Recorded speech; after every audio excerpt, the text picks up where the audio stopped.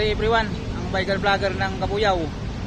Andito ngayon sa capital city of the Philippines, ang Manila, the second populous city in the Philippines. Sa mga kwan dito, sa mga pinakamagandang landmark dito ay San Sebastian Church, saka itong Binondo Intramuros, saka yung World City, home of the former UST campus, the oldest university in Asia, ang UST ang pinaka oldest city, oldest university dito sa Asia.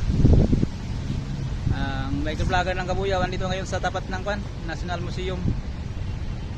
Na-explore namin yung beauty ng National Museum. Wala siyang ligtas.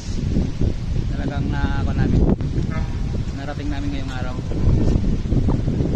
The best ang Manila ang gala. Talagang nakakatuwa. Pati yung National Museum ay nakakan pa namin. Na-explore saka na-experience namin yung kagandahan ng building. The best ang National Museum. Dito pala nag-inaugurate si President Bongbong Marcos Jr., the current President of the Republic of the Philippines.